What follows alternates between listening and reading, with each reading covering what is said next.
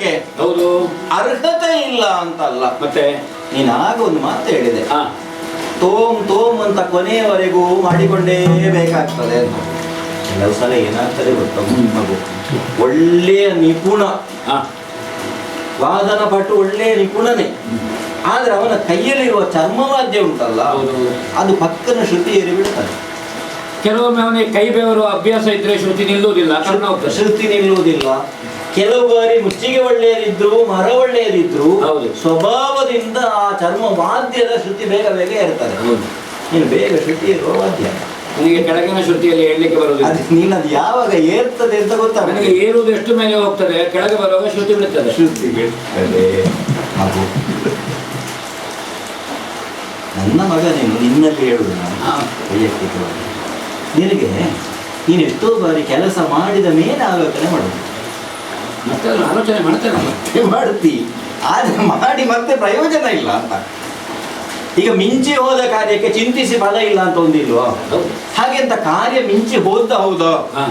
ಈಗ ಸಿಟ್ಟಿನಲ್ಲಿ ಕತ್ತರಿಸಿಕೊಂಡ ಮೂಗು ಮತ್ತೆ ಅಂಟಿಸಿಕೊಳ್ಳಿಕ್ಕಾದೀತ? ಎಷ್ಟು ಪ್ರಯತ್ನ ಪಟ್ಟರು ಮೂಗು ಹಿಂದೆ ಕೊಡ್ತೇನೆ ಅಂತ ರಾಮ ಹೇಳಿದ ಕಥೆ ಇಲ್ಲ. ಇಲ್ಲಿ ಕೊಡಬೇಕು ಅಂತ. ಅದು ಈ ಪಕ್ಕನಿಗೆ ಇಂಥ ಒಂದು ಅದ್ಭುತವಾದ ಬ್ರಹ್ಮಶಿರದ ಹಾಗೆ ವಸ್ತ್ರವನ್ನು ನಾನು ನಿನಗೆ ಉಪದೇಶ ಮಾಡಿದರೆ, ನೀನು ಎದುರು ಯಾರಿದ್ದಾರೆ ಅನ್ನುವ ವಿವೇಚನೆ ಇಲ್ಲದೆ ಪ್ರಾಣ ಪ್ರಯೋಗ ಮಾಡಿದೆ ಅಂತ ಆದ್ರೆ, ಕೆಲವು ಸಲ ಸಿಟ್ಟು ಒಳ್ಳೇದಪ್ಪ. ಶ್ರೀಮಂತನಲ್ಲಿ ಸಿಟ್ಟಿದ್ರೆ ಸಾಲ ಕೇಳಲಿಕ್ಕೆ ಜನ ಬರುವುದಿಲ್ಲ. ಹೌದು, ಯಾಕಂದ್ರೆ ಸಾಲ ಕೇಳಿದ್ರೆ ಸಿಟ್ಟು ಬರ್ತದೆ ಅಂತ. ಹಾಗೆ ಅಂತ ಪ್ರತಿಯೊಂದು ಕಾಲದಲ್ಲೂ ಅದನ್ನೇ ಮಾಡುವುದಕ್ಕಾಗುವುದಿಲ್ಲವಲ್ಲ. ಕೆಲವೊಮ್ಮೆ ಸಿಟ್ಟೆ ನಮಗೆ ಬದುಕಲಿಕ್ಕೆ ಬಂಡವಾಳ. ಹೌದು, ಅಂದ್ರೆ ಅವನಲ್ಲಿ ಮತ್ತೆ ಯಾರು ಮಾತಾಡ, ಬೇರೆ ಯಾರಿಗೆ ಗೌರವ ಕೊಡದಿದ್ದವರು ಸಿಟ್ಟಿದ್ದವನ ಮುಂದೆ ಗೌರವ ಕೊಡ್ತಾರೆ. ಮಗು ಈಗ ಆ ಸ್ಥಾನದಲ್ಲಿ ಆದ್ರೂ ಈಗ ಗೌರವ ಆದ್ರೂ ನಿನ್ನಲ್ಲಿ ಮಾತಾಡ್ತಾರೆ, ಮಾತಾಡುದಿಲ್ಲ ಅಲ್ವಾ? ನಾನು ಇದ್ದವರಿಗೆ ನೋಡುವುದಿಲ್ಲ. ಆದ್ರೆ ಬರೀ ಮಾತಲ್ಲ, ಇಂತಹ ಒಂದು ಅದ್ಭುತವಾದ ಮಂತ್ರಾಸ್ತ್ರವನ್ನು ಕೊಡುವಾಗ ನಾವು ವಿವೇಚನೆಯಿಂದ ಕೊಡಬೇಕಾಗ್ತದೆ. ನೀನದನ್ನು ಪ್ರಯೋಗಿಸಿದೆ ಅಂತ ಆದ್ರೆ ಪ್ರಪಂಚ ನಾಶ ಆದೀತು. ನಾಳೆ ದಿನ ದ್ರೋಣನ ಮಗ ಹೀಗೆ ಹಾಲು ಕರೆಯುವಾಗ ಕಾಲೆತ್ತು ಹಸು ಇದ್ರೆ ಆ ಹಸುವಿನ ಕರುವಿಗೆ 4 ತೊಟ್ಟು ಹಾಲು ಸಿಗ್ತದೆ. ಹಾಲು ಕರೆಯುವಾಗ ಸುಮ್ಮನೆ ಬಾಲ ಬೀಸಿಕೊಳ್ಳುತ್ತಿದ್ದ ಹಸುವಿನ ಕರುವಿಗೆ ಮತ್ತೆ ಹಾಲು ಸಿಗುದಿಲ್ಲ. ಕರೀತಾನೆ. ಈಗ ಅದು ನಿನಗೆ ಕೊಡದಿದ್ರೆ ಆದೀತು, ಸರಿಯಾಗ್ಲಿಕ್ಕಿಲ್ಲ. ಅದು ನಿಮಗೆ ಕೊಡ್ಲಿಕ್ಕೆ ಮನಸ್ಸಿಲ್ಲ. ಹಾಗೆ ಹಾಗೆ ಹೇಳಿ ನೀವು ಕೊಡುವುದಿಲ್ಲ ಅಂತ ನನಗೆ ಬೇಸರ ಇಲ್ಲ. ಬೇರೆ ಬೇರೆ ಕೂತ್ಕೊಳ್ಬೇಕಾದಿತ್ತು. ಅಪ್ಪನದ್ದಕ್ಕೆ ಉತ್ತರಾಧಿಕಾರಿ ಮಗ, ಹೌದಾ? ಈ ಮಗನಿಗೆ ಅಪ್ಪ ಕೊಡುದಿಲ್ಲ ಅಂತಾದ್ರೆ ಅಂದ್ರೆ ಈಗ ನಾನು ಕೊಡದೇ ಇದ್ರೆ ನಾನು ಇಲ್ಲಬೇಕಪ್ಪ ಮನೆಯಲ್ಲಿ.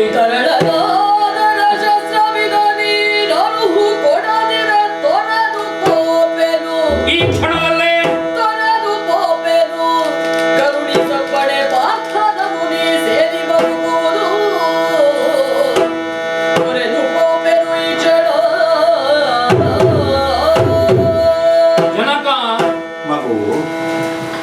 ವಯಸ್ಸಿಗೆ ಬಂದು ಮಗನಿಗೂ ಸಂಪಾದನೆ ಮಾಡುವಂತ ಯೋಗ್ಯತೆ ಬಂದ ಮೇಲೆ ಅಪ್ಪನ ಸಂಪಾದನೆಯಲ್ಲಿ ಮಗ ಬದುಕುವುದು ಭೂಷಣ ಅಲ್ಲ ಅಂತ ನಾನು ತಿಳ್ಕೊಂಡಿದ್ದೇನೆ. ಮನವೆರಡಾದರೆ ಮನೆ ಎರಡು. ಒಂದೇ ಮನೆ ಒಳಗಿದ್ದು ಮನಸ್ಸು ಎರಡು ಉಂಟು ಅಂತ ಆದ್ರೆ ಒಂದು ಮನೆ ಅಂತ ಹೇಳುದಲ್ಲ, ಮನಸ್ಸು ಎರಡು ಅಂತ.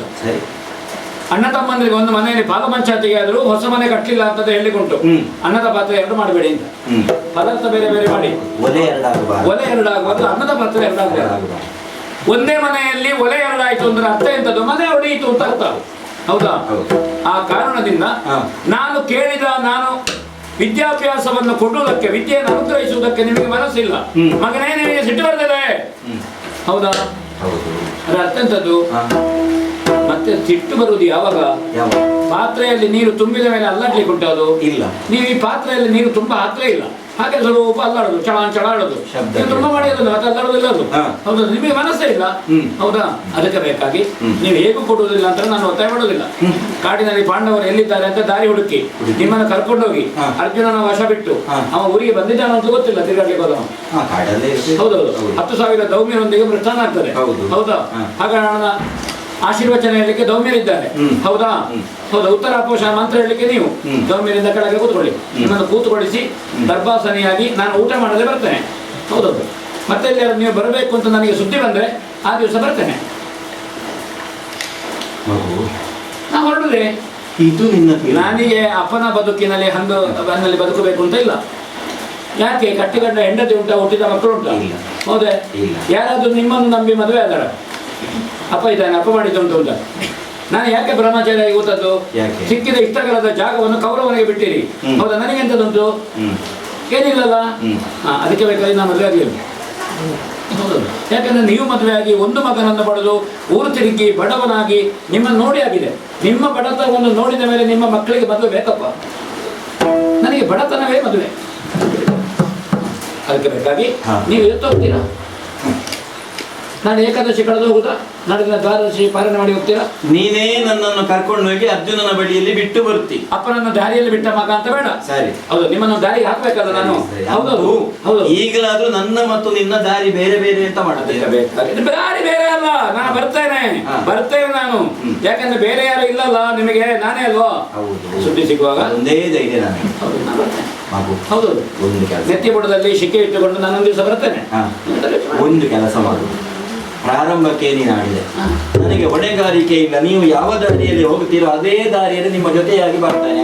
ನೀವು ಅರ್ಜುನನ ಆಶ್ರಯಕ್ಕೆ ನಾ ಹೋಗ್ತೇನೆ ಅಂತ ಒಂದು ವಾಕ್ಯ ಹೇಳುವುದಿಲ್ಲ. ನೀವು ಹೇಳದೆ ನಾನು ನಿಮ್ಮನ್ನು ಕರ್ಕೊಂಡು ಹೋಗ್ಲಿಕ್ಕೆ ಆಗುದಿಲ್ಲ. ಅರ್ಜುನನ ಆಶ್ರಯಕ್ಕೆ ನಾನು ಹೋಗ್ತೇನೆ ಅಂತ ಹೇಳುವುದಿಲ್ಲ. ಇಲ್ಲದಿದ್ರೆ ನೀವೇ ಹೇಳಿ, ಮಗನೇ ಇವತ್ತಿನಿಂದ ಮನೆ ಬಿಟ್ಟು ಹೋಗುಂತ.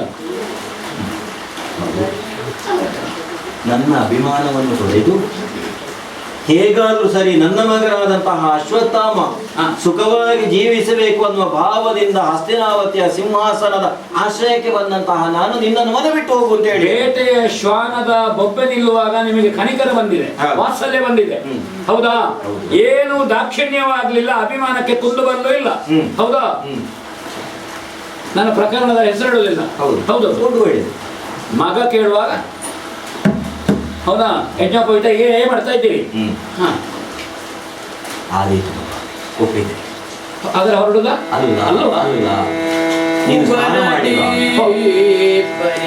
ನುಡಿ ಭವಿತವ್ಯ ಕಿಡಲು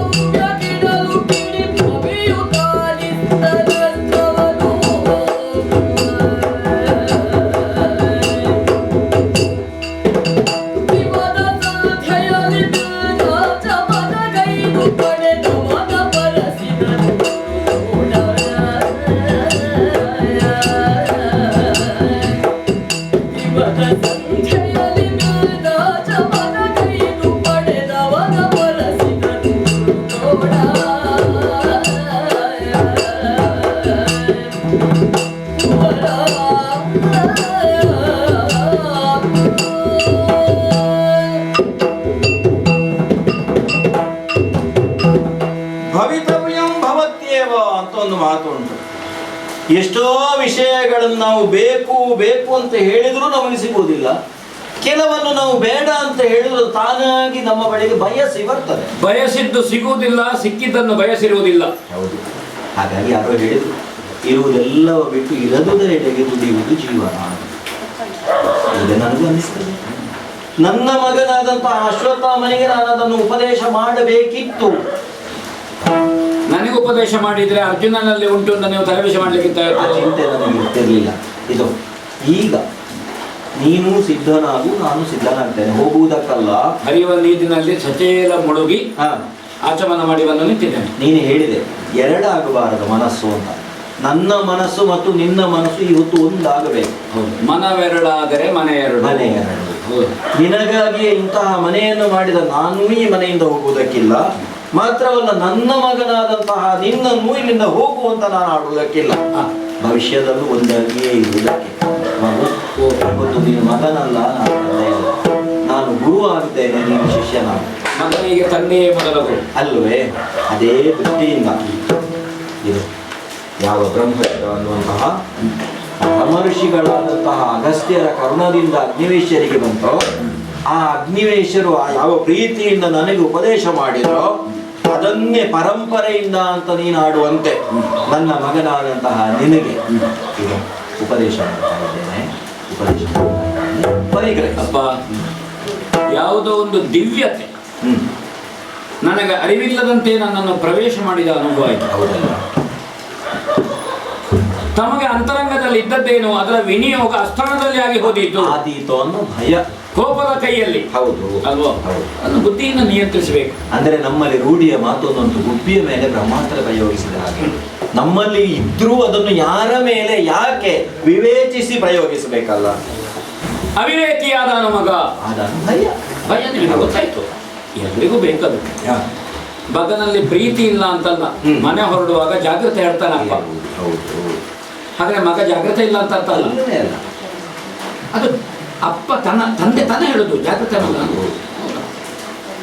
ವಯಸ್ಸಿಗೆ ಬಂದ ಮೇಲೆ ಈ ಅಪ್ಪನ ಕೈಗೆ ಕೋಲ ಬಂದ ಮೇಲೂ ಅಪ್ಪ ಮಗನ ಹತ್ರ ಹೇಳುದು ಮನೆ ಹೊರಡುವಾಗ ಜಾಗ್ರತೆ. ಇವಾಗ ಅಪ್ಪ ಜಾಗ್ರತೆಯಲ್ಲಿ ಇರಬೇಕು, ಮಗ ಬರುವನ್ನಾರ. ತಂದೆ ತಾನೇ ಅದು ಅಟ್ಟೆ. ಮಗ ಕಾರ್ಯಕ್ರಮಕ್ಕೆ ಮಗನೋ ಮಗಳೋ ಹೊರಡುವಾಗ ಅಪ್ಪ ಹೇಳ್ತಾನೆ ಚಂದ ಮಾಡಿ ಹೇಳುವಂತ. ಚಂದ ಯಾವುದು ಅಪ್ಪನಿಗೆ ಗೊತ್ತಿಲ್ಲ, ಅಪ್ಪನೇ ಮಗಳೇ ಚಂದ. ಅದೊಂದು ಪ್ರೀತಿ. ಪ್ರೀತಿ ಅದನ್ನು ಹೇಳಿಸುವುದಷ್ಟೇ, ಬೇರೆ ಎಂಥದ್ದು ಇಲ್ಲ. ಯಾವ ಪ್ರೀತಿಗೆ ಬೇಕಾಗಿ ಕರು ಅನ್ನು ಹಸು ನೆಕ್ಕುತ್ತದೆ ಅಂತ ಗೊತ್ತುಂಟ. ಏನು ರುಚಿ ನೆಕ್ಕುತ್ತದೆ? ನನ್ನ ಸೆಗಣಿಯ ಹಿಡ್ಕೊಂಡಿರೋದು ಮೈಯಲ್ಲಿ, ಹೌದಲ್ಲೇ? ಆದ್ರೂ ಅದನ್ನು ಶುದ್ಧ ಮಾಡ್ತಾರೆ. ಅದಕ್ಕೆ ಬೇಕಾಗಿ ವಾತ್ಸಲ್ಯ ಅಂದ್ರೆ, ವತ್ಸ ಅಂದ್ರೆ ಗೋವಿನ ಕರು ಅಂತ ಅರ್ಥ. ಅದಕ್ಕೆ ವಾತ್ಸಲ್ಯ ಅಂತಲೇ ಬಂದದ್ದು. ಹಸುವಿಗೆ ಕರುವಿನಲ್ಲಿರುವ ಪ್ರೀತಿಯೇ ವಾತ್ಸಲ್ಯ. ಅದನ್ನು ದುರ್ವಿನಿಯೋಗ ಮಾಡುವುದಿಲ್ಲ ಅಂತ ಪ್ರತಿಜ್ಞೆ ಮಾಡಿದೆ. ದುರ್ವಿನಿಯೋಗ ಮಾಡುವುದಿಲ್ಲ. ನಾನು ಮನೆ ಬಿಟ್ಟು ಹೋಗುತ್ತೇನೆ ಅಂತ ಆಗುವ ನೀವು ಕೊಡ್ತೇನೆ ಅಂತ ಹೇಳಿ. ಜಗತ್ತಿನ ಕಲ್ಯಾಣಕ್ಕಾಗಿ ಜಗತ್ತನ್ನೇ ಮನೆ ಅಂತ ತಿಳಿದವರು. ಜಗತ್ತನ್ನು ನೀವು ಬಿಟ್ಟು ಹೋಗ್ಲಿಕ್ಕೆ ಕಾರಣ ಯಾರು ಆಗ್ತಾರೆ, ಏನಾಗ್ತಾರೆ, ಅದರ ಮೂಲ ಕೊಡದೆ ಹೊಡೆಯುತ್ತೆ. ನನ್ನನ್ನು ಯಾರು ತಬ್ಬಲಿಯನ್ನಾಗಿಸುತ್ತಾರೆ, ನಾನು ಹೊರಡುವಾಗ ನೀವು ಯಾಕೆ ಹೋಗುದು ಹೇಳಿದ್ದು, ನೀವು ತಬ್ಬಲಿ ಆಗುತ್ತೀರಿ ಅಂತ. ನನ್ನನ್ನು ಯಾರು ತಬ್ಬಲಿ ಮಾಡ್ತಾರೆ, ತಬ್ಬಲಿಗೆ ಕಾರಣ ಏನು, ಹೊಡೆಯುವುದಿದ್ರೆ ಆ ಸಂದರ್ಭದ ಅದರ ಮೂಲ ಕೊಡದೆ. ಅಪ್ಪ ಸತ್ರು ಪಾಂಡವ, ಅಲ್ಲದ್ರೆ ಪಾಂಡವರ ಮಕ್ಕಳು ಸತ್ರು ಅಂತ ತಿಳ್ಕೊಳ್ಳಿ. ಅರ್ಜುನ ಅಂತ ಆ ಸಂದರ್ಭದಲ್ಲಿ ನಾವೇನು ಯೋಗಿಸಿ ಸರಿ, ಅತ್ಯಂತ ಅನಿವಾರ್ಯವಾದಾಗ ಮಾತ್ರ. ನನ್ನಲ್ಲಿ ಇರುವುದ ಎಲ್ಲ ಅಸ್ತ್ರ ಏನುಂಟು ಆ ಅಸ್ತ್ರ ಭಂಡಾರಕ್ಕೆ ಇದು ಕಲಶ ಸದೃಶ. ಸರಿ, ಬ್ರಹ್ಮಶಿರ ಇಲ್ಲದಿದ್ದರೆ ನಿಮ್ಮ ಮಗನಿಗೆ ತಲೆ ಸರಿ ಇಲ್ಲ. ಅದಕ್ಕೆ ಬೇಕಾಗಿ ನನ್ನ ಶಿರದಲ್ಲಿರುವ ಮಣಿಯನ್ನಾದ್ರೂ ಕಳ್ಕೊಂಡೇನು, ನನಗೆ ಬ್ರಹ್ಮಶಿರವೇ ಮಣಿ ಅಂತ ತಿಳ್ಕೊಂಡೇನು. ಪ್ರತಿಜ್ಞೆ ಮಾಡಿದ್ದೇನೆ, ಅಭಿವಾದನ ಮಾಡಿದ್ದೇನೆ, ಆಶೀರ್ವಾದ ಮಾಡಬೇಕು. ಒಳ್ಳೆ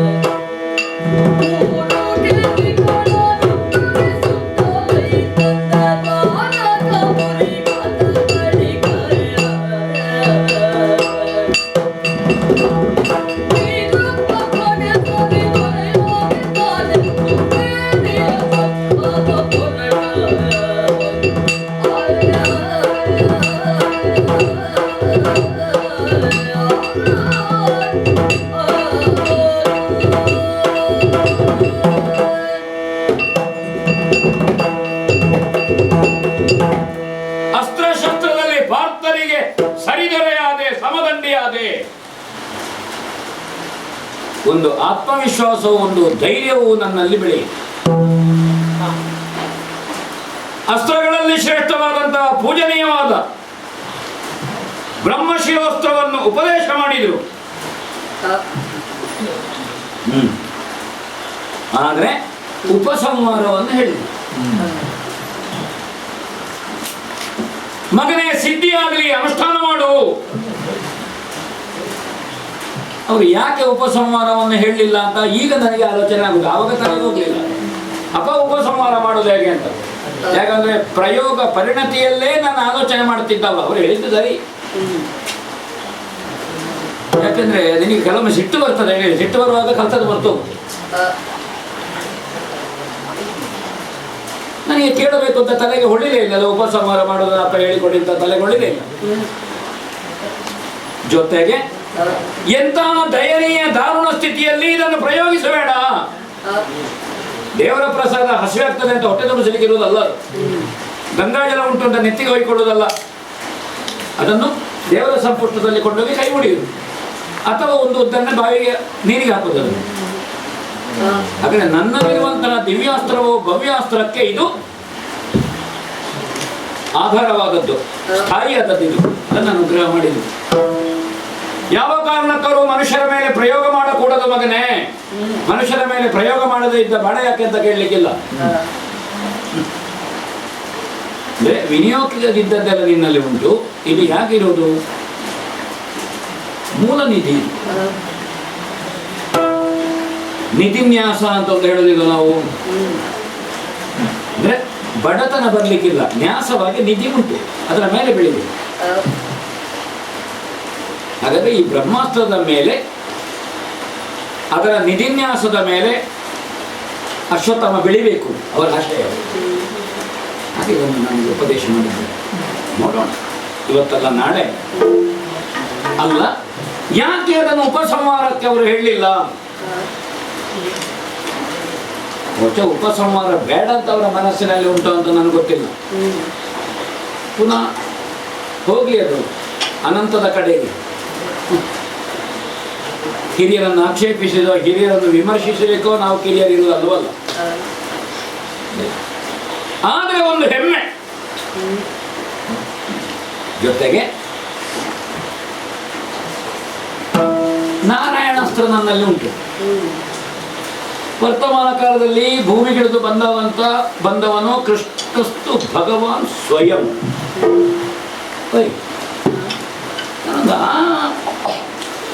ದೇವರನ್ನು ನೋಡಿದ್ದೇನೆ. ತಂದೆ ತಾಯಿಯನ್ನು ಬಿಟ್ಟರೆ ಗುರುಗಳು ದೇವರು. ಅವನು ದೇವರ ದೇವ. ಕೃಷ್ಣ ಹತ್ರ ಒಂದುಂಟು, ಈಶ್ವರ ದೇವರ ತ್ರಿಶೂಲಕ್ಕೆ ಪ್ರತಿ ಇಲ್ಲ.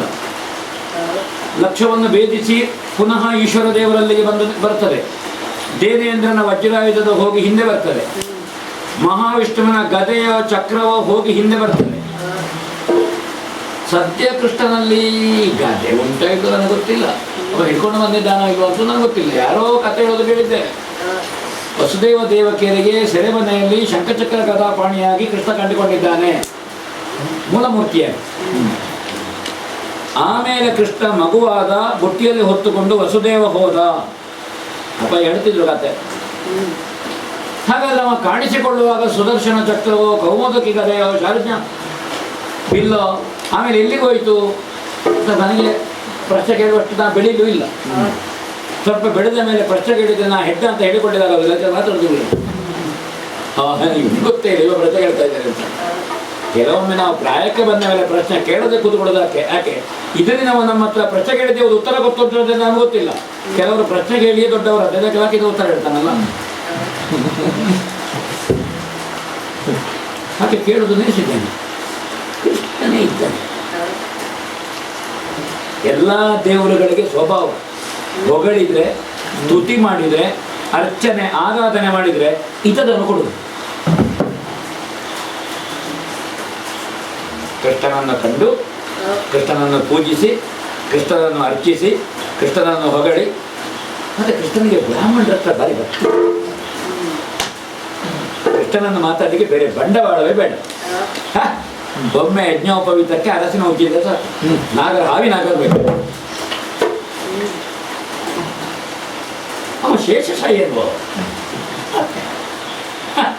ಕೃಷ್ಣನ ಹತ್ರ ಏನುಂಟು? ಸುದರ್ಶನ ನಾಮಕವಾದ ಚಕ್ರ.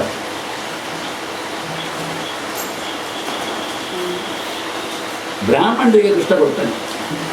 ರಾಜಸೂಯದಲ್ಲಿ ಬ್ರಾಹ್ಮಣರ ಪಾದ ಪ್ರಕ್ಷಾಳನ ಮಾಡಿ ಬ್ರಾಹ್ಮಣರು ಊಟ ಮಾಡಿದ ಬ್ರಾಹ್ಮಣೋಚ್ಚಿಷ್ಟ ಎನ್ನುವುದು ಶ್ರೇಷ್ಠ ಎಂಜಲು ಎಲೆಯನ್ನು ಎತ್ತುತ್ತಿದ್ದನಂತೆ. ನಾನು ಒಂದು ಮೂಲೆಯಲ್ಲಿ ಕೂತಿದ್ದೇನೆ ರಾಜಸೂಯಕ್ಕೆ. ಯಾವ ಸಾಲಿನ ಎಲೆಯನ್ನು ಕೃಷ್ಣ ಎತ್ತುತ್ತಾನೆ ಅದೇ ಸಾಲಿನಲ್ಲಿ ಊಟಕ್ಕೆ ಕೂತದ್ದು. ನನ್ನ ಎಂಜಲ ಎಲೆಯನ್ನು ಕೃಷ್ಣನೇ ಎತ್ತಿದ್ದು. ನನ್ನ ಅಪ್ಪಯ್ಯನೊಟ್ಟಿಗೆ ಹೋಗಿ ಕೂತದ್ದು. ಮುದುಕರ ಪಾದ ತೊಳೆಯುವಾಗ ಮಗನ ಪಾದ ತೊಳೆದ ಉಪಾಯ ಉಂಟಾ? ಕೃಷ್ಣನಿಂದ ಪಾದ ತೊಳೆಯಿಸಿಕೊಂಡಿದ್ದೇನೆ. ದೊಡ್ಡಸ್ತಿಗೆಯಿಂದ ಹೇಳಿದ್ದಲ್ಲ, ವಾಸ್ತವ ಹೇಳಿದ್ದು ನಾನು. ಅಲ್ಲ, ದೊಡ್ಡಸ್ತಿಗೆ ಉಂಟು, ಇಲ್ಲ ಅಂತಲ್ಲ.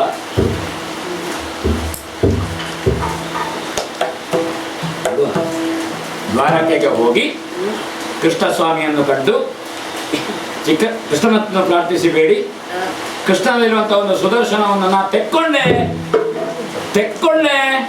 ನಾಳೆ ಕೃಷ್ಣ ನನ್ನ ಮುಂದೆ ಕೈ ಚಾಚದಿದ್ರೆ ಮತ್ತೆ ಅಶ್ವತ್ಥಾಮರೇ, ನಿಮ್ಮ ಅನುಗ್ರಹ ನಿಮ್ಮ ಕೃಪೆ ಇಲ್ಲದೆ ನಾ ಪಾಂಡವ ಪ್ರತಿಷ್ಠಾಪನಾಚಾರ್ಯ ಅಲ್ಲ ಅಂತ ಕೃಷ್ಣ ಹೇಳಿದ ನನ್ನ ಮುಂದೆ ಪ್ರಸಂಗವೇ ಬೇರೆ.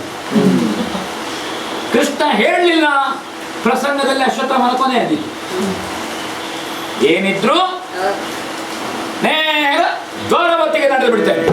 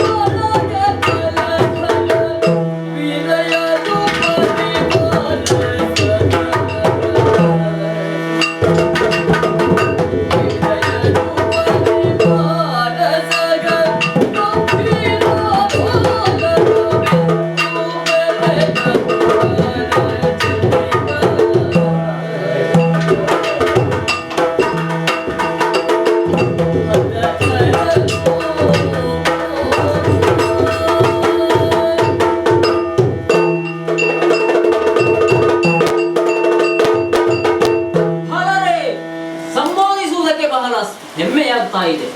ಯಾಕೆ? ರಾಜ ಯಯಾತಿಯಿಂದ ತಟ್ಟಿದಂತಹ ಶಾಪ ಯಾದವರಿಗೆ ರಾಜತ್ವ ಇಲ್ಲ ಎಂಬುದಾಗಿ. ಆದರೆ 4 ಪಂಗಡಗಳಾದಂತಹ ಯಾದವರು ಅಲ್ಲಲ್ಲಿ ಚದುರಿ ಹೋದಂತಹ ಸಂದರ್ಭ, ಆ ಶಾಪವನ್ನು ನಿಶಾಪ ಮಾಡುವುದಕ್ಕಾಗಿ ರಾಮಭದ್ರ ಕೃಷ್ಣಭದ್ರ ಎನ್ನುವಂತಹ ನಾವು ಇರುವರು ಮಾಡಿದಂತಹ ಸಾಧನೆ ಸಣ್ಣದಲ್ಲ. ಯಾಕೆ? ಸಾಧಿಸುವಂತಹ ಚಪಲ ಇದ್ದವನಿಗೆ ಯೋಗ ಯೋಗ್ಯತೆ ಕೂಡಿ ಬಂದರೆ ಯಾವುದೂ ಕಷ್ಟ ಸಾಧ್ಯವಲ್ಲ. ಆದ್ದರಿಂದ ಆ ಮಾಘದನಿಗೆ ಹೆದರಿ ಎಂದು ಕೆಲವರು ಹೇಳುವುದುಂಟು. ಹೆದರಿ ಏನು ಅಲ್ಲ, ದ್ವಾರಕೆಯ ನಿರ್ಮಾಣ ಆಗಬೇಕು ಎನ್ನುವ ಕಾರಣಕ್ಕಾಗಿ ನೇರವಾಗಿ ಸಮುದ್ರವನ್ನು ಸೇರಿ ದ್ವಾರಕೆಯ ನಿರ್ಮಾಣವನ್ನು ಮಾಡಿದವರು ನಾವು. ಹಾಗಾಗಿ ಈ ದ್ವಾರಕೆ ಸುಭದ್ರ. ಯಾಕೆ? ಸುತ್ತಲೂ ನೀರಿದ್ದ ಕಾರಣ ಯಾವ ವೈರಿಯ ಪ್ರವೇಶವೂ ಇಲ್ಲಿ ಆಗುವುದಿಲ್ಲ. ಹಾಗಾಗಿ ಯಾದವರ ಶಾಪವೂ ಕೂಡ ಹೋಯಿತು. ಪಟ್ಟವನ್ನು ಏರುವುದರ ಮೂಲಕವಾಗಿ ಈ ಯಾದವರನ್ನೆಲ್ಲ ಒಗ್ಗೂಡಿಸಿ ನಮ್ಮದಾದಂತಹ ರಾಜ್ಯಭಾರ ಯಾವ ರೀತಿ ಇದೆ ಎಂಬುದನ್ನು ಪ್ರಪಂಚ ಮುಖಕ್ಕೆ ತೋರಿಸಿಕೊಟ್ಟವರು ನಾವಿರುವರು. ಹಾಗಾಗಿ ಬಹಳ ಸಂತೋಷವಾಗ್ತಾ ಇದೆ. ಎಂದಿನಂತೆಯೂ ಕೂಡ ಇಂದು ಪ್ರಾತಃ ವಿಧಿಗಳನ್ನೆಲ್ಲ ಪೂರೈಸಿ ಓಲದ ಚಾವಡಿಯನ್ನು ಪ್ರವೇಶ ಮಾಡಿದ್ದೇನೆ. ತುಂಬಿದಂತಹ ಈ ಸಭೆಯನ್ನು ನೋಡುವಾಗ ಬಹಳ ಸಂತೋಷವಾಗ್ತಾ ಇದೆ. ಇಂತಹ ದಿನವೂ ನಮಗೆ ಬರ್ತಾ ಉಂಟು ಅಂತ ಆಗುವಾಗ ಸಂತೋಷ ಸಣ್ಣದಲ್ಲ. ಹಾಗಾಗಿ ಕಷ್ಟ ಸುಖಗಳ ಬಗ್ಗೆ ವಿಚಾರಣೆ ಆಗಬೇಕಾಗಿದೆ. ಯಾರೋ ಇಂಥ ಕಡೆಗೆ ಬರ್ತಾ ಇದ್ದಾರೆ, ನೋಡಿದ್ರೆ ನಮ್ಮವನೇ ಏನಿರಬಹುದು.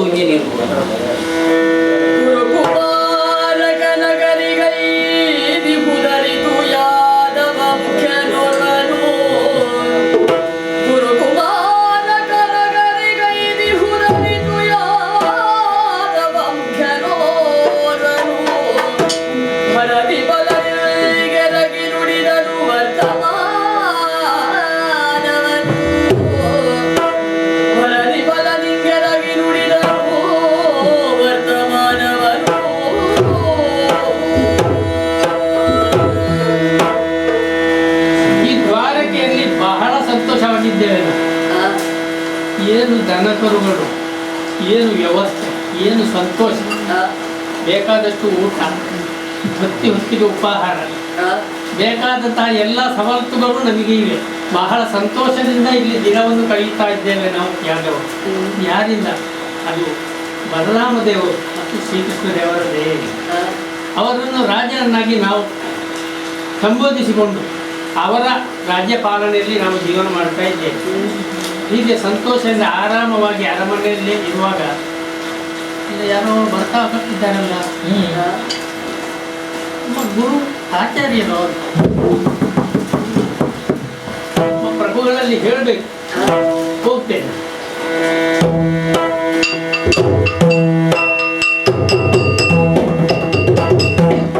ಗುರುಗಳೇ, ಎದ್ದೇಳು ಎದ್ದೇಳು. ನಿಮ್ಮಲ್ಲಿ ಒಂದು ವಿಚಾರವನ್ನು ತರುವುದಕ್ಕಾಗಿ ಬಂದಿದ್ದೇನೆ. ಆಹಾ,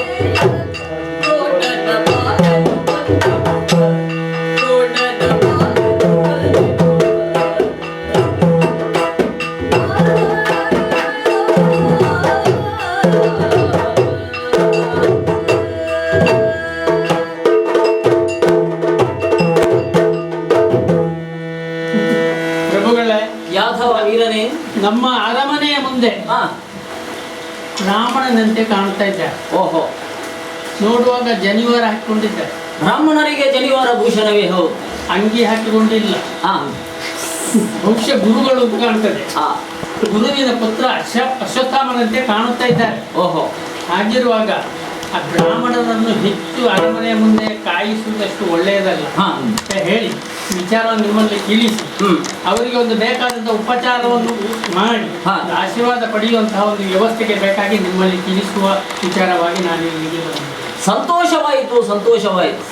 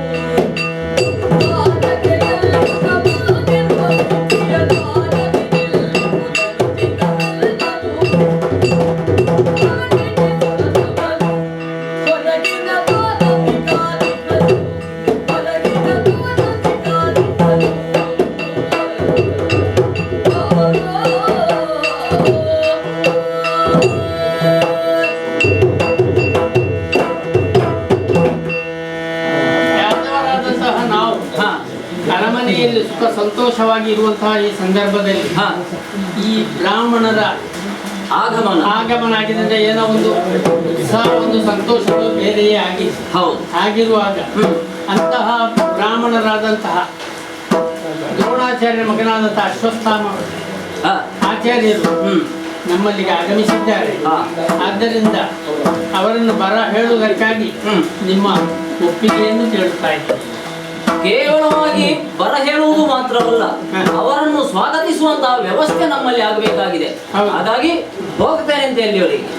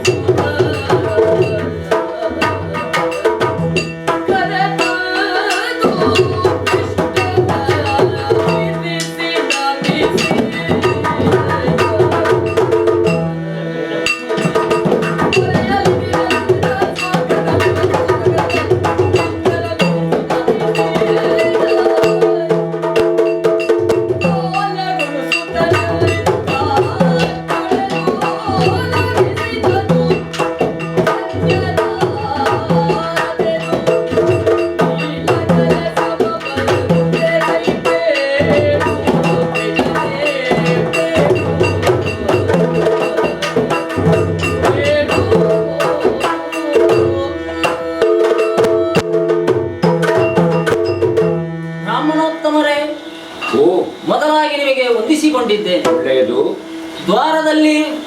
ದ್ವಾರದವರೆಗೆ ಬಂದಂತಹ ನಿಮ್ಮನ್ನು ನಮ್ಮ ಅರಮನೆಗೆ ಚಿತ್ತೈಸುವುದರ ಮೂಲಕವಾಗಿ ನನ್ನ ಆತಿಥ್ಯವನ್ನು ತಾವು ಸ್ವೀಕರಿಸಬೇಕು ಅಂತ ಕೇಳಿಕೊಳ್ತಾ ಇದ್ದೇನೆ.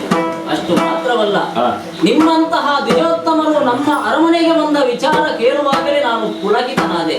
ಅಷ್ಟು ಮಾತ್ರವಲ್ಲ, ನಿಮ್ಮ ಎಲ್ಲ ಆಶೀರ್ವಾದವು ನಮಗೆಲ್ಲ ಸಿಕ್ಕಿದೆ ಅಂತ ಆದರೆ ನಮ್ಮ ಈ ದ್ವಾರಕ್ಕೆ ಪರಮ ಪಾವನವಾಗುವುದಕ್ಕೆ ಸಾಧ್ಯ ಉಂಟು. ಸ್ವಾಮಿ, ನಾನು ಕೊಟ್ಟಂತಹ ಆತಿಥ್ಯದಲ್ಲಿ ಯಾವತ್ತೂ ಕುಂದನ್ನು ಕಾಣಬಾರದು, ಸಂತೋಷದಿಂದ ಸ್ವೀಕರಿಸಬೇಕು. ಅಷ್ಟು ಮಾತ್ರವಲ್ಲ, ಯಾವುದೇ ಒಂದು ಕಾರ್ಯ ಇಲ್ಲದೆ ಬರುವವರಲ್ಲ ಹೋಗುವವರಲ್ಲ ತಾವು. ಆದರೆ ಈ ಪುರಕ್ಕೆ ಬಂದಂತಹ ನಿಮ್ಮಲ್ಲಿ ಒಂದು ವಿಚಾರವನ್ನು ಕೇಳ್ತಾ ಇದ್ದೇನೆ. ಸ್ವಾಮಿ, ಯಾವ ಕಾರ್ಯದಿಂದ ನೀವು ಇಲ್ಲಿಗೆ ಬಂದಿದ್ದೀರಿ, ನಮ್ಮಿಂದ ಏನಾಗಬೇಕು ಅದನ್ನು ಮಾಡಿ ಪೂರೈಸುವಲ್ಲಿ ನಾನು ಬಲದೇವ ಅವತರಿಸಬೇಕು. ಮೆಚ್ಚಿದೆಯಾದ ಮಾತಡಿಗೆ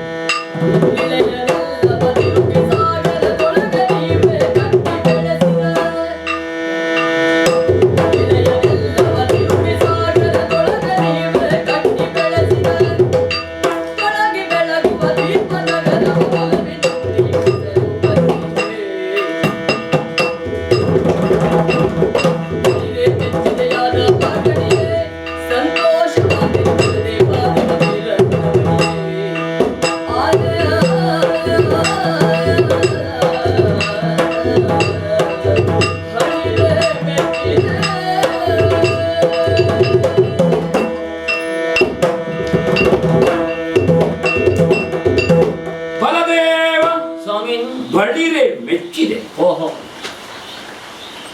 ಇದು ಅಂತರಂಗದ ಮಾತಿದು. ಬ್ರಾಹ್ಮಣರ ಬಗೆಗೆ, ಬ್ರಾಹ್ಮಣ್ಯದ ಬಗೆಗೆ, ಸಾಧು ಸಂತರು, ಮಹಂತರು, ಯೋಗಿಗಳು, ಸನ್ಯಾಸಿಗಳ ಬಗೆಗೆ ಅಪೂರ್ವವಾದಂತಹ ಶ್ರದ್ಧೆ ಉಳ್ಳವನೇ. ನಿನ್ನಂತವರ ಆಡಳಿತ, ಸಜ್ಜನರ ಬಗೆಗೆ, ಸನಾತನಿಕೆಯ ಬಗೆಗೆ ಗೌರವವನ್ನು ಎಂಥವರು ಅನುಸರಿಸಬೇಕು. ಒಬ್ಬ ರಾಜನಾದವ ಗುರುವೃಂದವನ್ನು, ಸನ್ಯಾಸಿ ವರ್ಗದವರನ್ನು, ಬ್ರಾಹ್ಮಣರನ್ನು ಹೇಗೆ ಬಹುಮಾನಿಸಬೇಕು, ಅದಕ್ಕೆ ಆದರ್ಶ ಪ್ರಾಯ ನೀನು. ಬಳಿರೆ ಮೆಚ್ಚಿ. ಪಾದಾಗ್ನಿಗೆ ಪಾದ್ಯ, ಪೃಷ್ಠಾಗ್ನಿಗೆ ಆಸನ, ಹಸ್ತಾಗ್ನಿಗೆ ಆರ್ಘ್ಯ, ಮುಖಾಗ್ನಿಗೆ ಆಚಮನೀಯ, ಉದರಾಗ್ನಿಗೆ ಮಧುಬರ್ಗ, ಪಂಚೋಪಚಾರ. ಹೌದು, ಬಹಳ ಪ್ರಾಮಾಣಿಕವಾಗಿ ಅತಿಥಿ ದೇವೋ ಭವ. ಹೌದು, ನೀ ಮಾಡಿದ್ದು ಸಂತೋಷ ಆಯ್ತು, ಪಾವನವಾಯಿತು ಅಂತಂದು ಮಾತು ಹೇಳಿದ್ದಿ. ಹೌದು, ಬಲದೇವ, ಪಾವನ ಮೂರ್ತಿಯ ಲೋಕದಲ್ಲಿ ನೀನಿದ್ದಿ. ಹೌದು. ಆದರೂ ನಿಮ್ಮಂತವರನ್ನು ಕೂಡ ಪೂಜನೀಯವಾದಂತಹ ಸ್ಥಾನವನ್ನ ತಮ್ಮ ಕೊಟ್ಟಿದ್ದಾನೆ. ಗಂಗೆ ಅಭಿಮಾನದಿಂದ ಹೇಳಿದ್ರಂತೆ, ತ್ರಿವಿಕ್ರಮನ ಪಾದದಿಂದ ನಾ ಹುಟ್ಟಿದೆ, ನಾ ಪುಣ್ಯ ಅಂತ. ನಮ್ಮಂತವರು ಹೇಳುವುದು ಹೇಗೆ? ಗಂಗೆಯಲ್ಲಿ ಮುಳುಗಿದ್ದರಿಂದ ನಾವು ಪುಣ್ಯವಂತರು. ಗಂಗೆ ಹೇಳುವುದು ತ್ರಿವಿಕ್ರಮನ ಪಾದದಿಂದ ಹರಿದು ನಾ ಪುಣ್ಯ. ನನ್ನ ಪಾದೋದಕವನ್ನು ಪ್ರೋಕ್ಷಿಸಿಕೊಂಡೇನೆ. ಹಾಗೆ ಹೇಳಿದೆ. ಬಂದ ಭಗವಂತನಲ್ವೇ ಕೃಷ್ಣ. ಹೌದು, ಆ ಕೃಷ್ಣನಿಗೆ ಹೆಗಲಣೆಯಾಗಿ ನಿಂತು ಸಮುದ್ರದಲ್ಲಿ ಮುಳುಗಿದಂತಹ ಭೂಭಾಗವನ್ನು ಎತ್ತಿ ನೀವು ಆಧರಿಸಿಕೊಂಡರು. ಹೌದು, ಕೃಷ್ಣ ಬೇರೆ ಅಲ್ಲ, ಬಲದೇವ ಬೇರೆ ಅಲ್ಲ. ಹೌದು, ನಮ್ಮಲ್ಲಿ ಇಲ್ಲಿವರೆಗೆ ಶ್ರದ್ಧೆ ಉಂಟು ಅಂತ ಕೇಳಿದ್ರೆ ಕೃಷ್ಣ ಪೂರ್ಣಾವತಾರಿ, ಬಲದೇವರು ಶೇಷಾವತಾರಿ ಅಂತ ನಮಗೆ ಶ್ರದ್ಧೆ ಅದು ಬ್ರಾಹ್ಮಣರಿಗೆ. ಹೌದು, ಸಂಕರ್ಷಣ. ಇಲ್ಲದಿದ್ರೆ ಯಾವ ತಾಯಿಯ ಹೊಟ್ಟೆಯಲ್ಲಿ ಗರ್ಭಾಂಕುರಗೊಳ್ಳುತ್ತೇವೋ ಹೆರಿಗೆಗಾಗುವ ಇನ್ನೊಂದು ತಾಯಿಯ ಹೊಟ್ಟೆಯಿಂದ ಹೊರಗೆ ಬರಲಿಕ್ಕೆ ನಮ್ಮಂತ ಮನುಷ್ಯರಿಗೆ ಆಗ್ತದ? ಸಾಧ್ಯವೇ ಇಲ್ಲ. ನೀವು ಹುಟ್ಟಿದ ಹೊಟ್ಟೆಯಿಂದ ಹೊರಗೆ ಬರಲಿಲ್ಲ, ಹೊರಗೆ ಬಂದ ಹೊಟ್ಟೆಯಲ್ಲಿ ಬೆಳಿಲಿಲ್ಲ. ಹೌದು, ಸಂಕರ್ಷಣ. ಹಾ, ಚಂದದಲ್ಲಿ ಬಾಕಿದ್ದವರಿಗೆ ಆಕರ್ಷಣ. ಪ್ರಪಂಚದಲ್ಲಿ ಚಂದದಲ್ಲಿ ಯಾರು? ದೇವ. ಹೌದು, ಈ ಶ್ರೇಷ್ಠ ಹಾ. ಸ್ವಾಮಿ. ನನಗೂ ಹಾಗೆ ಏನು? ಒಂದು ಕಾಲದಲ್ಲಿ ಅಧಿಕಾರ, ಹಾ, ಮರ್ಯಾದೆಯ ಮಣೆ ಯದುಗಳಿಗಿಲ್ಲ, ಹಾ. ಯಯಾತಿಯಿಂದ ಆದದ್ದು. ಹೌದು. ಆದರೆ ಹ್ಮ್ ಯದು ಪರಂಪರೆಯಲ್ಲಿ ಇತ್ತೀಚಿನ ದಾಖಲೆಗಳಲ್ಲಿ ಹ್ಮ್ ಆಗಲಿಕ್ಕೆ ಕಾರ್ತವೀರ್ಯನಂತವರು ಆಗಿದ್ದಾರೆ ಯದು ವಂಶದಲ್ಲಿ. ಹಾ. ಆದರೆ ಹ್ಮ್ ವೃಷ್ಣಿಗಳು, ಅಂಧಕರು, ಹಾ. ಈ ಯಾದವರು ಒಂದು ದೊಡ್ಡ ಪಂಗಡ ಉಂಟು. ಹೌದು. ಇವರನ್ನೆಲ್ಲ ಏಕಸೂತ್ರಕ್ಕೆ ತಂದು ಯಾದವಾಗ್ರಣಿ ಹಾ. ಅಲಮುಸಲಮನ್ನೆತ್ತಿ ಹೆಗಲಿಗೇರಿಸಿ ಒಂದು ಹುಂಕಾರ ಮಾಡಿದ್ರೆ ಯಾದವರು ತಲೆ ತತರ. ಯಾರೂ ಸಾಧ್ಯವಿಲ್ಲ. ಯಾದವರನ್ನು ಏಕಸೂತ್ರಕ್ಕೆ ತಂದಂತಹ, ಹಾ. ಇಲ್ಲದಿದ್ರೆ ಹಾರಾಡುವ ಗಾಳಿಪಟದಂತೆ ಒಬ್ಬೊಬ್ಬರು ಒಂದೊಂದು ಮಾತಾಡುವವರು ಈ ಯಾದವರು. ಹೌದು. ವರ್ತಮಾನ ಕಾಲದಲ್ಲಿ ನಾ ಹೊರಗೆ ಹೇಳೋದಿಲ್ಲ, ಹಾ. ಹಸ್ತಿನಾವತಿಯ ಸಿಂಹಾಸನದಲ್ಲಿ ಯಾರೇ ಕೂತುಕೊಳ್ಬೇಕು ಅಂತ ನಿರ್ಣಯ ಮಾಡುವಲ್ಲಿಗೆ ಬಂದೆತ್ತಿದ್ದೀರಿ ಓಹ್, ಅಲ್ವಾ? ಹಾ. ಹಾಗಾದ್ರೆ ಭವಿಷ್ಯದ ರಾಜಕೀಯ ಯಾದವರ ಕೈಯಲ್ಲಿ ಉಂಟು ಅಂತಾಯ್ತು. ಹೌದು. ನಾನು ಹಾ. ಒಮ್ಮೆ ಈ ಸಮುದ್ರದಡಿಯಿಂದ ಇರುವಂತಹ ಭೂಮಿಯನ್ನು ಹೇಗೆ ಎತ್ತಿದ್ದೀರಿ? ಯಾರೋ ಹೇಳಿದ್ರು ದ್ವಾರಕೆಯನ್ನು ನೋಡಿದ ಮೇಲೆ ವೈಕುಂಠ ನೋಡಬೇಕು ಅಂತ ಇಲ್ಲ ಅಂತ. ಹಾ. ನಾವು ವೈಕುಂಠ ನೋಡಿದ್ದೇವೆ ಅಂತ ಸತ್ತ ಮೇಲೆ ಹೇಳಲಿಕ್ಕೆ ಬದುಕಿದವರ ಊರಿಗೆ ಬರಲಿಕ್ಕೆ ಇಲ್ಲಲ್ಲ. ಹೌದು. ಮರಳಿ ಬಂದವರಿಲ್ಲ, ವರದಿ ತಂದವರಿಲ್ಲ. ಹಾಗೊಮ್ಮೆ ಈ ಶ್ರೀಧಾಮವನ್ನು ನೋಡಿ ಹಾ. ಹೋಗುವ ಅಂತ ನಾನು ಬಂದದ್ದು. ಹಾ, ಹಾ. ಸ್ವಾಮಿ, ಮಾತ್ರ ಅಲ್ಲ, ತಪ್ಪು ತಿಳಿಬಾರದು. ಇಲ್ಲ, ನಾ ಸತ್ಯ ಹೇಳಬೇಕು. ನಾನು ನಿನ್ನನ್ನು ಕಾಣಲಿಕ್ಕೆ ಬಂದದ್ದಲ್ಲ. ಅಲ್ಲ, ನಾ ಬಂದಾಗ ನೀ ಕಂಡಿನ ನೀನು. ಹಾ. ಕೃಷ್ಣ ಪರಮಾತ್ಮ, ಕೃಷ್ಣ ಪರಮಾತ್ಮನನ್ನು ಕಾಣುವುದಕ್ಕಾಗಿ ನೀವು ಬಂದದ್ದು ಅಂತ ಆದ್ರೂ- ನಡೆದಾಡುವ ದೇವರು. ಹೌದು. ಆದರೆ ಆದ್ರೆ ಇಲ್ಲೊಂದು ಕ್ರಮ ಉಂಟಂತೆ. ಆ, ಅನೇಕ ಮಂದಿ ಬರುವುದೇ ಕೃಷ್ಣ ಭವನಕ್ಕೆ. ಹೌದು. ಹೊಟ್ಟೆ ತಂಪಾಗುವುದು ಕೃಷ್ಣ ಭವನದಲ್ಲಿ. ಹೌದಾ? ಹೌದು. ತಲೆ ಬಿಸಿ ಆಗುವುದು ರಾಮಭವನದಲ್ಲಿ. ಹಾ. ಹೌದು. ನಾನು ಅದಕ್ಕೆ ಹೊಟ್ಟೆ ತಂಪಾದ ಮೇಲೆ ತಲೆ ಬಿಸಿ ಮಾಡಿ ಹೋಗಿ ಪ್ರಯೋಜನ ಇಲ್ಲ. ಹಾ. ಅದಕ್ಕೆ ಮೊದಲೇ ರಾಮಭವನದಲ್ಲಿ ರಾಮದೇವರನ್ನು ಕಂಡು ಹಾ. ಕೃಷ್ಣ ಭವನಕ್ಕೆ ಹೋಗಿ ಪ್ರಸಾದ ಎಲ್ಲ ತಕೊಂಡು ಹೋಗುವ ಅಂತ ನಾನು ಬಂದದ್ದು. ಹಾ, ಹಾ. ಅಯ್ಯ, ಓ, ಆದರೆ ಒಂದು ವಿಚಾರ ಉಂಟು. ಯಾಕೆಂದ್ರೆ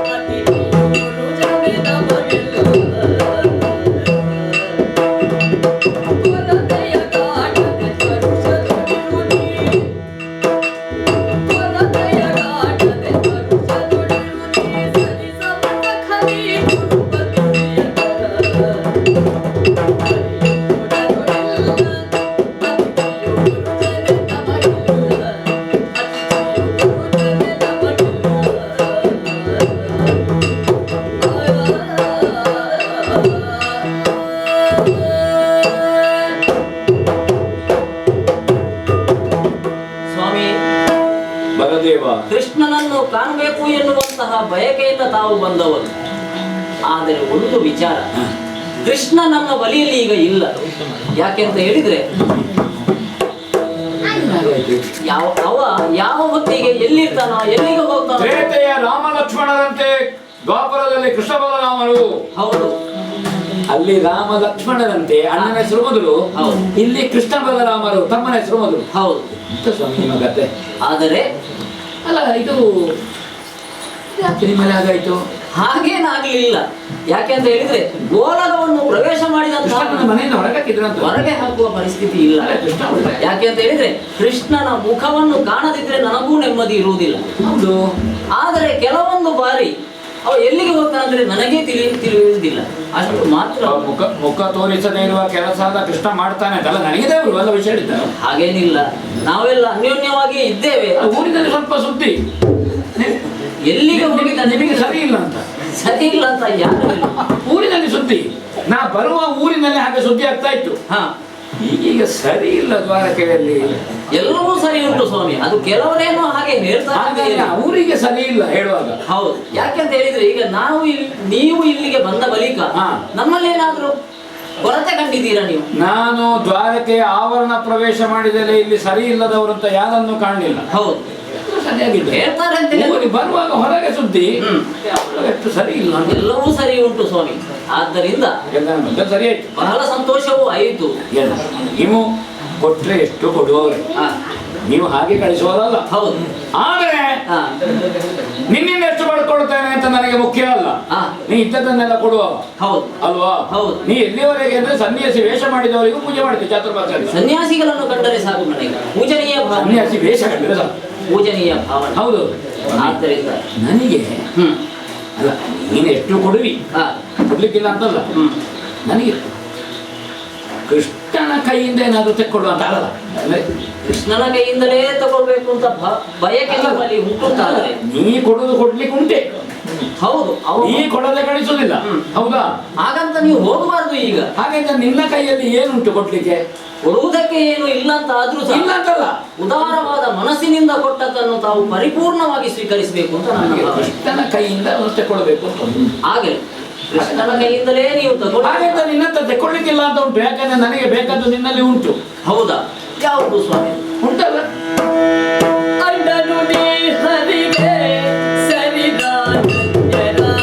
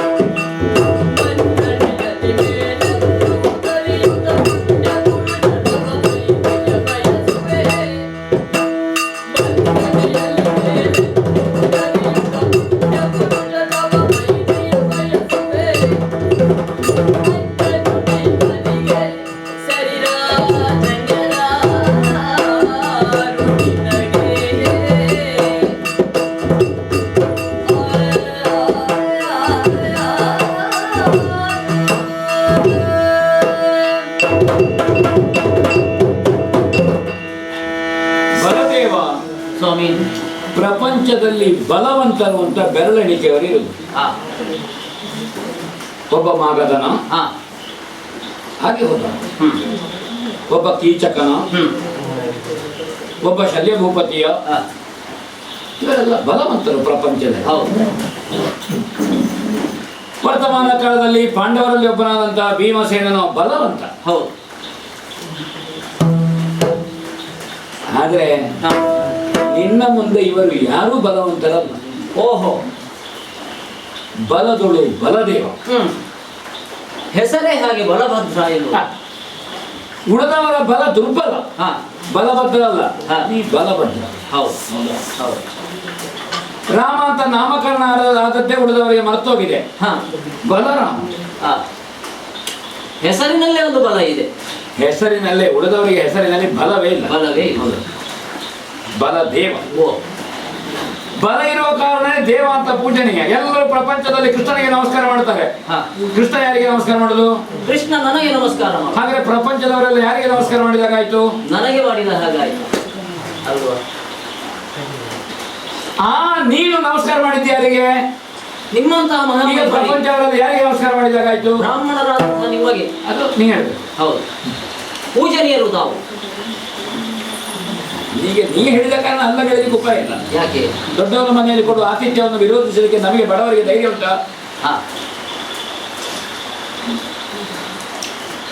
ಬಹಳಷ್ಟು ದೊಡ್ಡ ವಿದ್ಯೆ ಉಂಟು ಅಂತ ಕೇಳ್ತೇನೆ. ಹೌದು ಅಲ್ವಾ? ಹಲಾಯುಧ, ಹೌದು, ಮುಸಲಿ ಅಲ್ವಾ? ಇದು ನನ್ನಲ್ಲಿ ಮಾತ್ರ ಇರುವಂತದ್ದು. ಪ್ರಪಂಚದಲ್ಲಿ ಹಲಾಯುಧ ಮತ್ತು ಮುಸಲಾಯುಧ ಅದನ್ನು ಆಯುಧವನ್ನಾಗಿ ಬಳಸಿದವ ನೀನು ಮಾತ್ರ. ಹೌದು, ಹೌದಾ? ಉಳಿದವರು ಆಯುಧವಾಗಿ ಬಳಸಿದ್ದಾರ? ಕೆಲವರದ್ದು ಉಪಕರಣ ಅಂತ ಭಾವಿಸಿದ್ದಾರೆ. ಗುದ್ಲಿಕ, ಹಾ. ಕುಟ್ಲಿಕ, ಹೌದು, ಹೌದಾ? ಹಾ. ನಿನ್ನದ ಆಯುಧ. ಹೌದು, ಪ್ರಪಂಚದಲ್ಲಿ ಕೃಷಿತೋ ನಾಸ್ತಿ ದುರ್ಭಿಕ್ಷಂ. ಹಾ, ಎಲ್ಲರೂ ಕೃಷಿಯನ್ನೇ ನಂಬಿ ಊರು ಸೇರುವ ಕಾಲ ಬಂದಿದೆ. ಹೌದು, ಹಾ. ನಗರಗಳಲ್ಲಿದ್ದವರು ಹೌದು, ಆ ಕಾರಣದಿಂದ ಅದನ್ನು ತಿರುಗಿಸುವುದು, ಅದನ್ನು ಯುದ್ಧದಲ್ಲಿ ಹೇಗೆ ವಿನಿಯೋಗಿಸುವುದು, ಹೌದು, ಅದು ಪ್ರತಿ ಇಲ್ಲದ ಆಯುಧಗಳು. ಹೌದಾ? ಹೊಸ ಆಯುಧಗಳು. ಹೊಸ ಆಯುಧಗಳು. ಹೌದು, ಅದನ್ನು ಹೇಗೆ ವಿನಿಯೋಗದಲ್ಲಿ ಹೇಗೆ, ಇದು ಪ್ರಪಂಚದಲ್ಲಿ ಯಾರಿಗೂ ಗೊತ್ತಿಲ್ಲ. ಹೌದು, ಹೌದಾ? ಹಾ. ಅದು ನಿನ್ನ ಹತ್ರ ಒಂದು ಕೇಳಲಿಕ್ಕೆ ಯಾರಿಗೆ ಅದು ಧೈರ್ಯ ಉಂಟಾ? ಯಾರೂ ಬರಲಿಲ್ಲ. ಇದು ಯಾರಾದ್ರೂ ಕೇಳಿದ್ರೆ ಅದನ್ನು ಹೇಳಿಕೊಡುವ ಜನವ? ಅಲ್ವೇ ಅಲ್ಲ. ಅದೇ ಬ್ರಾಹ್ಮಣರು ಕೇಳುವಾಗ ನೀನು ಕೊಡುವುದಿಲ್ಲ ಅಂತ ಹೇಳುದು ಮತ್ತೊಂದು ಉಂಟಾ? ಸಾಧ್ಯವೇ ಇಲ್ಲಲ್ಲ ಸ್ವಾಮಿ. ಯಾಕೆ ಅಂತ ಹೇಳಿದ್ರೆ ಯಾವ ಬ್ರಾಹ್ಮಣನಿಗೆ ಅದು ತಲೆ ಹೋಗ್ಲಿಲ್ಲ. ಹಾ, ಬಲರಾಮ ದೇವರ ಹತ್ರ ಹಲಾಯುಧ ಮತ್ತು ಮೊಸರಾಯುಧ ಉಂಟು. ಹಾ. ಇದನ್ನು ವಿನಿಯೋಗ ಮಾಡುವುದು ಹೇಗೆ ಅಂತ ಕೇಳಬೇಕು. ಹಾ. ನೀಗ ಅದನ್ನು ಹೇಳಿಕೊಡುದಲ್ಲ. ಈಗ ನಾ ಕೇಳಿದ್ರೆ ನಿನ್ನ ಕೈಯಲ್ಲಿದ್ದನ್ನು ನೀ ಕೊಟ್ಟರು ಕೊಟ್ಟಿ. ಹೌದೌದು. ಆದರೆ ಪ್ರಯೋಗ ಮಾಡುವ ಕ್ರಮ ಗೊತ್ತಾಗ್ಬೇಕಲ್ಲ. ಅದು ನೀ ಹೇಳಿಕೊಡ್ತೀಯಲ್ಲ. ಹೌದು, ಅಲ್ವಾ? ಇಲ್ಲದಿದ್ರೆ ಎಲ್ಲಿಯೋ ದೂರದಲ್ಲಿ ಕೂತ ನಗರದಲ್ಲಿರುವಂತಹ ಮಗಳಿಗೆ ತಾಯಿ ಯಾವುದೋ ಮಾಧ್ಯಮದ ಮೂಲಕವಾಗಿ ಅಟ್ಟು ಹೇಳಿಕೊಟ್ಟಾಗ ಅದಿತ್ತು. ಹೌದು, ಪ್ರಯೋಜನಕ್ಕೆ ಬರ್ಲಿಕ್ಕಿಲ್ಲ. ಬೆಳಗ್ಗೆ ಬೆಂಕಿ ಹಚ್ಚು, ಪಾತ್ರೆ ಇಡು, ನೀರು ಹಾಕು ಅಂತ. ಪಾತ್ರೆ ಇಟ್ಲು, ತೆಗೆದು ಒಳಗೆ ಅದು ಹೌದು. ವಿದ್ಯೆ ಪ್ರಯೋಜನ ಇಲ್ಲ. ಸಂಜೆವರೆಗೂ ಗಂಡನಿಗೆ ಏಕಾದಶಿ. ಯಾಕೆ? ಪಾತ್ರೆ ಇಟ್ಟದ್ದು ತೆಗೆದದ್ದು ಒಳಗೆ ನೀರು ಹಾಕಿದ್ದು, ಬೆಂಕಿ ಮಾಡಿದ್ದು, ಪಾತ್ರೆ ಇಟ್ಟದ್ದು ತೆಗೆದದ್ದು ನೀರು ಹಾಕಿದ್ದು. ಹೌದು, ವಿನಿಯೋಗ ಹೇಗೆ? ಹಾ, ಹಾ. ಅದೊಂದು ನೀ ಕೃಪೆ ಮಾಡಬೇಕು ನನಗೆ. ಗುರುಪುತ್ರರು ನಮಗೆ ಪೂಜನೀಯರು. ಅಷ್ಟು ಮಾತ್ರವಲ್ಲ, ಕೌರವರಿಗೆ ನೀವು ಪ್ರಿಯರಾದವರು. ಕೌರವ ಯಾರ ಶಿಷ್ಯ? ನನ್ನ ಶಿಷ್ಯ.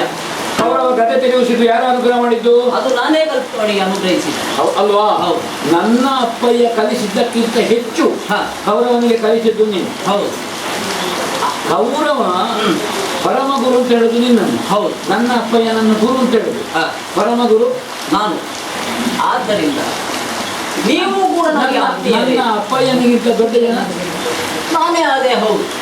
ಆದ್ದರಿಂದ ಇದು ಕೌರವ ಹೇಳಿದ್ದು. ಬಹಳ ಸಂತೋಷವಾಯಿತು, ಬಹಳ ಸಂತೋಷವಾಯಿತು. ಆದರೆ ನಿಮಗೆ ಬೇಕಾದಂತಹ ಯಾವ ವಿದ್ಯೆ ಉಂಟೋ ಅದನ್ನು ನಾನು ಕಲಿಸುವುದಕ್ಕೆ ಸಿದ್ಧನಿದ್ದೇನೆ. ಮತ್ತೆ ನೀ ಕೊಡ್ಲಿಕ್ಕೆ ತೊಡಗಿದ್ರೆ ಏನನ್ನು ಇಟ್ಟುಕೊಳ್ಳದೆ ಕೊಡುವ ಜನ ಅಂತ ನಮಗೆ ದುಡ್ಡಿನ ನಮ್ಮದೇ ದೊಡ್ಡದು. ಆದ್ದರಿಂದ ನೀವು 4 ದಿವಸ ಇಲ್ಲಿ ಇಟ್ಟುಕೊಂಡು, 4 ಅಂದ್ರೆ 4 ದಿವಸ ಅಲ್ಲ, ನಿಮ್ಮ ಯಾವ ಮನೋವಾಂಛೆ ಇದೆಯೋ ಅದು ಪೂರೈಸುವವರೆಗೆ. ನೆಂಟರ ಮನೆಗೆ ಹೋದ್ರೆ ಮಾಡ್ತಾನಂತೆ, ಮಧ್ಯಾಹ್ನ ಊಟ ತೀರಿಸಿ ಹೊರಡಿ ಅಂತ. ಆ ರೀತಿ ಏನಲ್ಲ. ಹೌದು, ಮತ್ತೆ ನಿಲ್ಲಿಗೂ ಉಪಾಯ ಇಲ್ಲ. ಈಗ ನನ್ನಲ್ಲಿ ನೀವು ಕೇಳಿದಂತಹ ವಿಚಾರ ಅದು ಇಲ್ಲಿ ಬಂದ ಬಳಿಕ ಆದದ್ದು. ಹೌದು. ನೀವು ಬಂದ ಗುರಿ ಯಾವುದು? ಕೃಷ್ಣನನ್ನು ಕಾಣುವುದಕ್ಕಲ್ವ? ಕೃಷ್ಣನನ್ನು ಕಾಣುವುದಕ್ಕೆ ಬಂದದ್ದು. ಹೌದು. ಆಗ ನಿನ್ನ ಭೇಟಿ ಆಗ್ತದೆ ಅಂತ ನಾನು ನಿರೀಕ್ಷೆ ಮಾಡಲೇ ಇಲ್ಲ. ಹೌದು, ನನ್ನನ್ನು ಕಂಡ ಬಳಿಕ, ಈ ವಿಚಾರ ಬಂದ ಬಳಿಕ ನಾನು ಅದನ್ನು ಈಡೇರಿಸ್ತೇನೆ. ಆ ಬಳಿಕ ನಿಮ್ಮದೇ ಗುರಿ ಏನಿದೆ, ಕೃಷ್ಣ ಬರುವವರೆಗೆ ನೀವು ಇರಲೇಬೇಕಾಗ್ತದೆ. ಅಲ್ಲಿಯವರೆಗೆ ನನ್ನಲ್ಲಿರತಕ್ಕಂತಹ ನನ್ನನ್ನು ನಾ ಕಾಣದೆ ಹೋಗುವುದೇ ಇಲ್ಲ. ಹೌದು. ಹಾಗಾಗಿ ನಿಮಗೆ 2 ಉಪಕಾರ ಆಗ್ತದೆ. ಹೌದು.